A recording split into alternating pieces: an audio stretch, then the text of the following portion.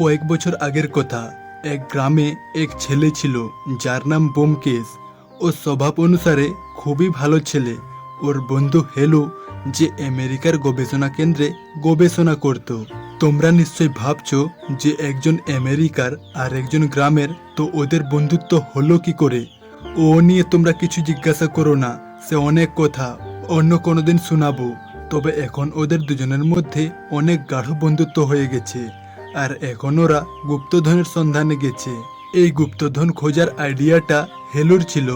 ও নাকি কবে গবেষণা করেছে যে এক পুরনো প্রাসাদে কিছু গুপ্তধন রাখা আছে, যেগুলো একবার হাতে লেগে গেলে আর দেখতে হবে না। ওর হাতে একটা ম্যাপ আছে, যার সাহায্যে ওরা ওই গুপ্তধনের কাছে যাচ্ছে। এখন পর্যন্ত ওরা প্রায় অর্ধেক রাস্তা পার করে এসেছে, আর এসে মাঝপথে আটকে গেছে। কারণ এরপর কোথায় যাবে ওরা কিছু বুঝতে পারছে না। কি রে হেলু, পেলি কিছু? এবার কোথায় যেতে হবে কিছু বুঝতে পারলি? না রে বমু, কিছুই বোঝা যাচ্ছে না। এই যে কেমন ধরনের ম্যাপ, কিছুই বুঝতে পারছি না। বুঝতে পারছিস না মানে? তুই তো ম্যাপটা বানিয়েছিস। এই, আমার কিন্তু এখন সন্দেহ হচ্ছে, আদেও আছে কি ওই গুপ্তধন? এই শোন, আমি খুব ভালো করে জানি আমার গবেষণা কোনোদিনও ভুল হয় না, আর এবারেও হবে না। আমি বলছি মানে নিশ্চয়ই আছে। হ্যাঁ, ওই বলেই তো আমাকে এখানে নিয়ে এসেছিস। দেখি আর কত দূরে আছে। এই এই এই, আমায় কথা শোনাবি না। আমি একদম তোকে এখানে নিয়ে আসিনি, তুই লোভ করে এখানে এসেছিস। ওই গুপ্তধনকে লক্ষ্য করে তুই আমার সাথে এসেছিস। হ্যাঁ, তো গুপ্তধন ছাড়া আর কি কারণে আসবো তোর সাথে? হতে পারিস তুই আমেরিকার খুব বড় বিজ্ঞানী, তবে আমার কাছে একটা ফেল বিজ্ঞানী তুই, যে যা কিছু গবেষণা করে সবকিছুই ভুলভাল হয়। আর আমি নিশ্চিত এবারটাও ভুল প্রমাণিত হবে। ব্যাস, অনেক হয়েছে। সে প্রথম দিন থেকে তোর মুখ দিয়ে আমি এই একটা কথাই শুনে এসেছি। আমি জানি না তোর কাছে আমি ভালো না খারাপ, তবে এবারের গবেষণা আমার 24 ক্যারেট খাঁটি। এটা তুই খাতা কলমে লিখে দিতে পারিস। এবারের ফালতু কথা না বলে চল আগে যাই, আগে গিয়ে কাউকে জিজ্ঞাসা করি। কোথায় যাবি? দেখছিস না আর একটু হলে সন্ধ্যা নেমে আসবে। শোন, যা হবে কাল সকালে হবে, আজ ঘুমিয়ে যাব চল। হ্যাঁ, ঠিক বলেছিস, সন্ধ্যা হয়ে আসছে। আজকের রাতটা এখানেই কাটানো যাক, কাল সকালে যা হবে দেখা যাবে। এমনিতেও অর্ধেক রাস্তা আমরা পার হয়ে এসেছি। নে চল চল, একটা ভালো জায়গা খুঁজি।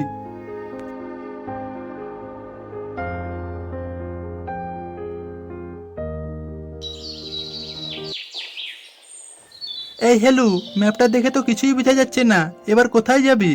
চল সামনে এগিয়ে দেখি, যদি কারো দেখা পায় তাহলে ওকে জিজ্ঞাসা করব।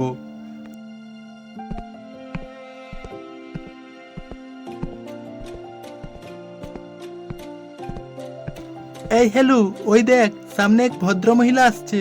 হ্যাঁ রে, আসছে, চল ওর কাছে গিয়ে জিজ্ঞাসা করি। আগে নমস্কার দিদি। হ্যাঁ নমস্কার, কারা আপনারা? আগে আমার নাম হেলু আর ওর নাম ব্যোমকেশ। তাই নাকি? তাহলে আপনাদেরই আমরা টিভিতে দেখি।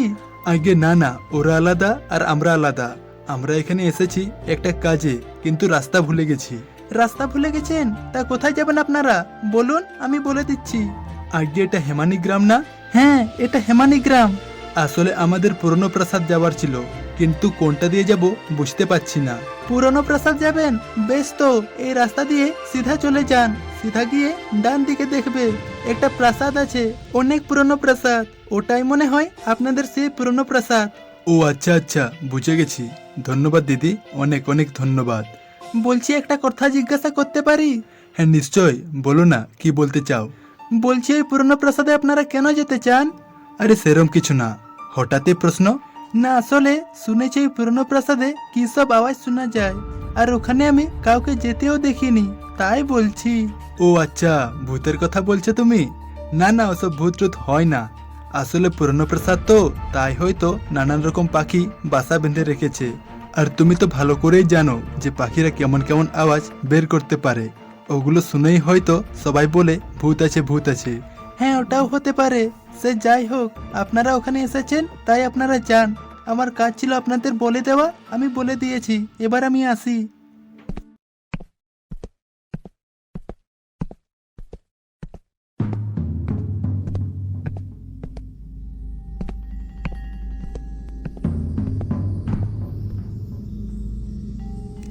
এই হ্যালো, দেখ তো, এটাই মনে হয় সেই প্রাসাদ। হ্যাঁ রে, ম্যাপে তো এটাই দেখাচ্ছে, এটাই সেই প্রাসাদ। চল ভেতরে যাই। হ্যালো, দেখ ম্যাপটা এবার খুলে দেখ যে গুপ্তধন কোথায় রাখা আছে। রাখা আছে। ম্যাপে তো দেখাচ্ছে সোজা গিয়ে ডান দিকে ঢুকলে একটা কোণা পাবো, ওই কোণায় রাখা আছে। ঠিক আছে, ওখানেই চল। ম্যাপের কথা মতো তো এটাই সেই জায়গা, কিন্তু কই এখানে তো কিছুই দেখা যাচ্ছে না। আরে পাগল, দেখছিস না মাটিটা একটু উপরে উপরে আছে, তার মানে এর নিচেই ওই গুপ্তধন লুকানো আছে। তাহলে এখন কি করব? কি করে বার করব? কি করে আবার, এই মাটিকে খুঁড়ে গর্ত করতে হবে, যার জন্য আমাদের দুখানা কোদাল লাগবে। কিন্তু এখানে কোদাল কোথায় পাবো? ওই তো, ওখানে তো রাখা আছে। চল চল নিয়ে আসি।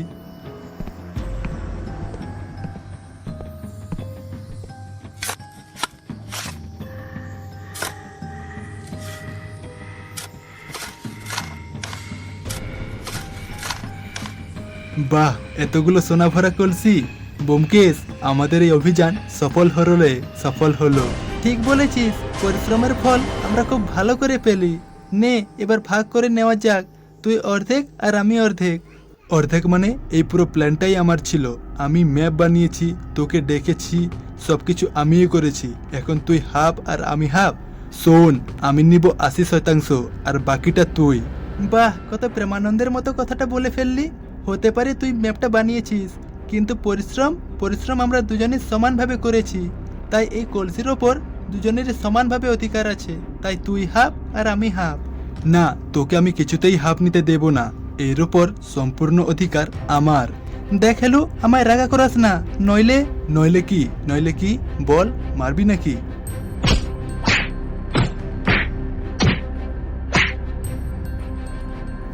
তো বন্ধুরা, এই গল্পের মাধ্যমে আমরা কি শিখলাম?